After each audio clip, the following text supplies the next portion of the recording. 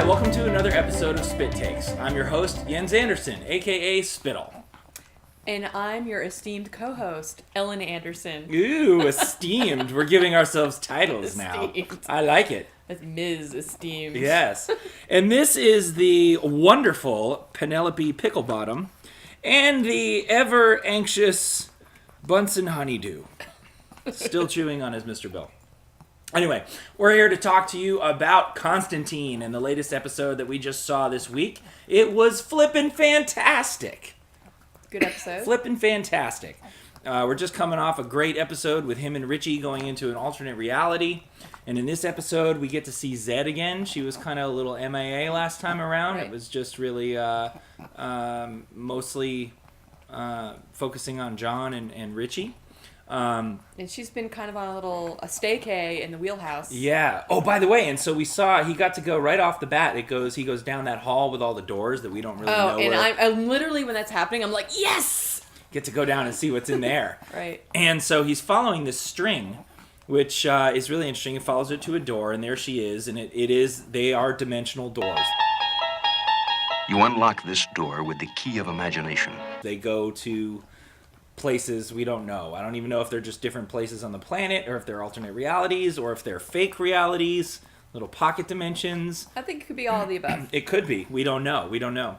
But he has to use literally the string that was used by Theseus in the labyrinth against the Minotaur, which is the second time we've seen that this year. We saw that on the Librarians too, and it was... Hey, Minotaur string is so in right now. I know, Minotaurs in general. Hello, Amazon Fury Part 2. Got Minotaurs all over the place. Maybe there'll be some Tampax co-branding. Kill the Minotaur with kisses. So anyway, yeah, good stuff. He sees her there. She's sort of on hiatus. She's actually escaping all of the psychic visions she's been having as a result of being in that pocket dimension. Right. And he tells her she's kind of got to get back into the game and push through the pain. Stop doing yoga. Yeah. And he goes back, and then something shocking happens right off the bat. Manny shows up and possesses Chaz's body, and they have a conversation.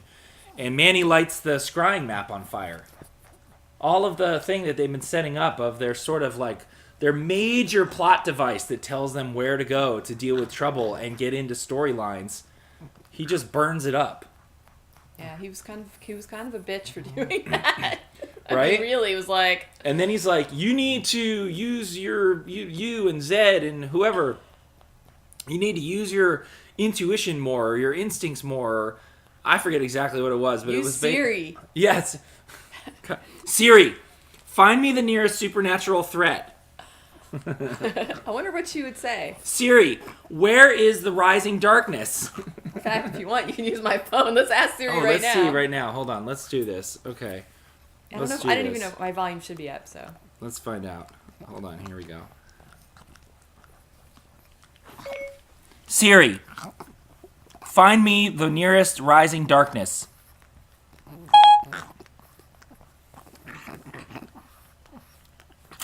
Let's see.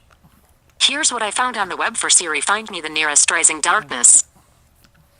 The inside story of Siri's origins. Siri, why aren't you sassy? Apple remembers where you wanted to get drunk for up to 2 months. Yeah, this is good.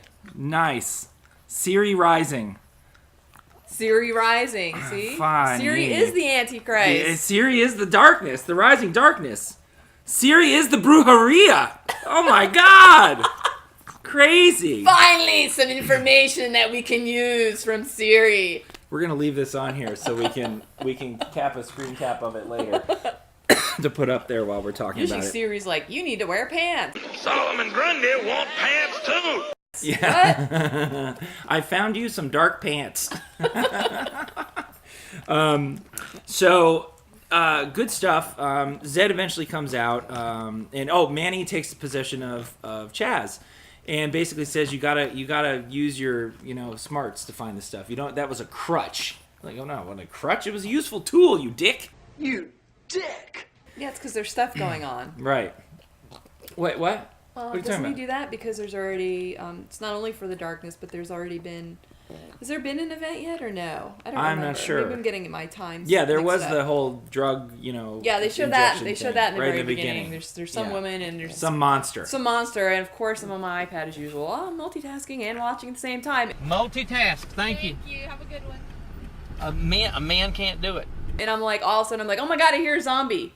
But it's some monster. They don't show it. You They just do. They hear show it. its face. It has like half. No. You barely see it. It's I'm very literally dark. going, zombie! It's a zombie! Don't you touch my drum! So it goes on. This thing keeps murdering people for some reason, and Constantine and Chaz go there, and they bring Zed. She comes along as well, and they end up going to, I think, a hospital to see this woman's body. Okay. Right. And it turns out that this is going to be the center of all the activity. That where this woman's body was taken, that's really the source of all this stuff. So people are getting murdered in the hospital. Like this orderly gets murdered or this janitor gets murdered while he's like sipping the hooch in this supply closet. Yeah.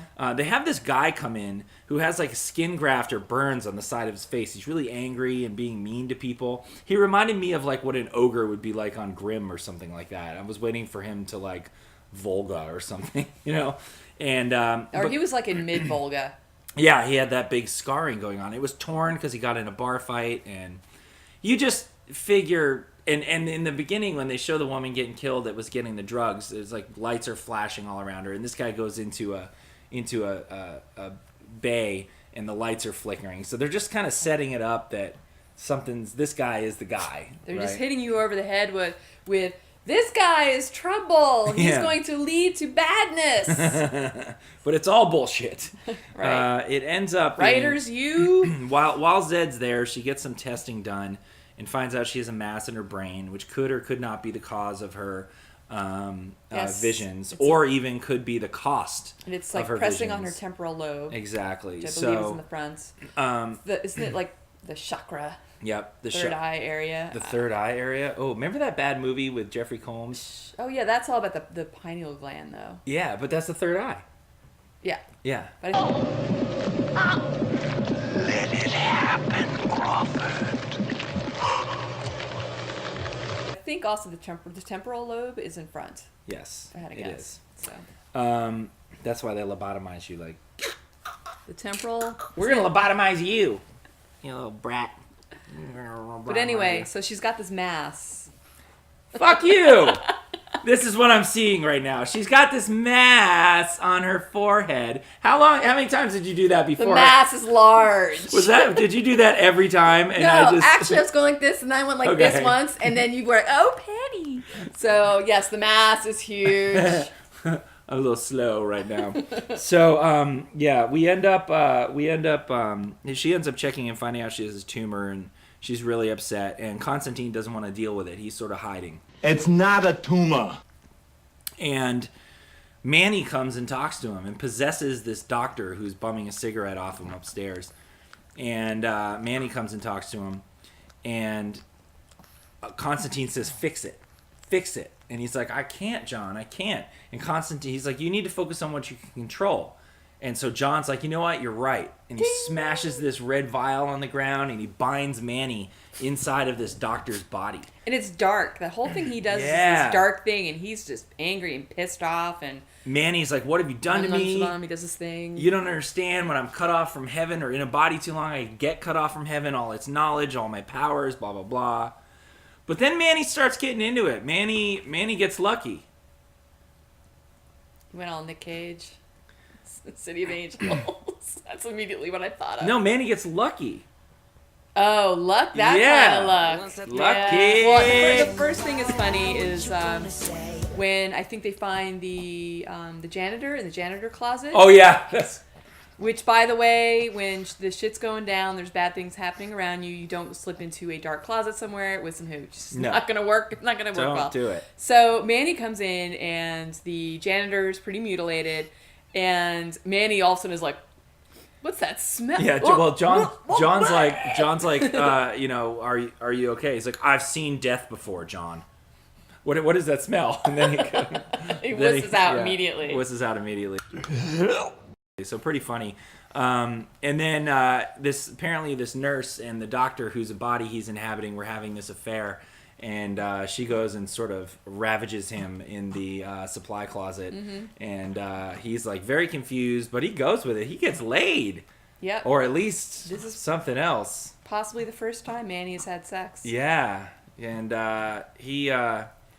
it's so funny, the scene with him and Constantine when he's like, "Oh my God, mate, how awful of you! You were instrumental in two people feeling pleasure," and he's like, "She used me to quench this feeling inside of her." It was kind of funny. Violated this man's body. Yes, good stuff from Manny the whole episode. Yeah, because Manny wasn't exactly saying no. And he tries to help Constantine, cope with Zed's condition, and he ends up going and seeing Zed, and Zed realizes something's up, that doctor's not right. While that's happening, there's another doctor there who's basically talking to her about, like, hey, don't, you gotta deal with these things while you can. Like, I have a piece of shrapnel in my heart that's 5 inches from my heart that could kill me, that they can't remove, and yada, yada, yada. We find out it was from when he did a tour in Iraq. He toured in Iraq, exactly. An IED went off. And so we learn that what's going on here is that it basically involves the Heart of Darkness, which is the crystal that Eclipso has, that makes Eclipso. Mm-hmm. And it apparently was shattered a long time ago, where there was this really powerful evil sorcerer, and his essence was boiled down into the Heart of Darkness, and the darkness was shattered. And then the biblical flood came to scatter the pieces across the world. And it turns out that one was in Iraq. And it blew up and lodged this shard of the Heart of Darkness into his body. And Chaz tries to, John actually has the Heart of Darkness. And he has Chaz, like, touch it. And he almost, like, gets possessed. And so what happens is when you get possessed by the spirit of vengeance and become Eclipso, you get this, like, half of your face turns dark. And what I noticed was that half of the face of the creature that was running around was mutated and deformed, and the other half was kind of normal. So I think that was a nod to, like, kind of the Eclipso transformation there, which was really cool, I thought. And so, I thought it was pretty neat. Although he did kind of look like the guy from the Goonies. Or maybe a little Master Blaster-y. He has the mind of a child. He looked a little bit like, was it in the 300? The Hunchback? Oh, yeah, the Hunchback, the he Spartan. looked a little bit like him, and a little bit like the Toxic Avenger. Maybe they just should have tried wooing him with tits and ass. Throw some Persian whores at him, and he would have been fine. Left everybody alone. So, that's who you reminded me of a little bit. Yeah, but fair enough. taller, not hunchy. Yeah, I think you could do a mashup of those characters. Anyway, this they try and deal with the Heart of Darkness, and in the end, it turns out that Zed's visions of how to deal with this are a heavenly light, and it's Manny. Mm-hmm. And so John releases Manny. It turns out it's this doctor, right? That shard inside of him is the Heart of Darkness, and so he's the one that's doing all the killing. And they go to confront him, and John's just getting tossed around left and right. So he realizes that Manny is the key. So he releases Manny from... By the way, people want me to do a snore counter for the dog. So, ding! One snore on the books right now. It might be our only one for the show. Tell us what you really think, Penny. Oh, a little yawn there. Oh, Very see. good. Manny gets released from his form. He becomes an angel again. This guy is now a normal doctor. He freaks out at the sight of the Eclipso, Heart of Darkness. It's like they call it a manifestation of the Heart of Darkness, but it's like an Eclipso, a dark man or something like that. And so basically, Manny is like, your time has come. Your burden is over. It's time for you to move on and basically come to heaven. Yeah, get peace. Come and home. have peace and come home. Mm-hmm. And this was the coolest part of the episode. He spreads his wings. The guy comes over to him, and we see Manny take a soul to heaven and what it's like. And he basically, they both kneel down. He folds his wings over him, and this beams of light start coming out between the feathers, and Manny saves the day. The Heart of Darkness shard falls on the ground, and is then the main heart absorbs it all and goes back into this case. So I can't wait till they actually have full-on Eclipso on the show, because John has the Heart of Darkness now. So we've seen some really cool characters. We've seen the Heart of Darkness, and we've seen Jim Corrigan. And Jim Corrigan was that detective in the New Orleans episode. And he actually becomes the Spectre. Now, the Spectre is the spirit of judgment, or is it vengeance, I think? No, spirit of... He judges souls for God and grants revenge for victims. And then Eclipso is the counter to that. He was basically that spirit before the Spectre was created, but he was bad at it. So the two of those characters have been set up and could come to light here, which would be awesome. And then, of course, somebody needs to put on the helm of Naboo to battle the Spectre and become Dr. Fate and battle and get involved in the fight between Spectre and Eclipso. Assuming next week is not the series finale and is only a season finale, please. Getting nerd assaulted. Nerd rape! Ah! So, besides that part, what I thought was really cool and really touching, and I thought the writers did a good job, was the interaction between Zed and Manny. At the end? Not only at the end, there's also... Because she wants to know if her power comes from evil or good. Yeah, and actually, they start having their conversations earlier, actually, when It's she's... very touching. Before the doctor's recommending surgery for her temporal stuff. And... And so they have these touching conversations. She's like, I don't know if I'm evil or if this is good, as you just said. And then at the end again, when I think where are they again? Are they at church at the very end? They go to a church, right? And Manny shows up, and Constantine's like, Manny's here, and she's like, I know, I can see him now. Right. So it's cool. She sees him now, and also, so I'm not sure if she sees him because he's allowing her to see him, or she just has the ability now, or it's a little bit of both. Not so quite sure there how that works. I'd have to ask an angel or the writers of the show. Nick Cage, come here and answer a question. And I just love the exchange that those two have.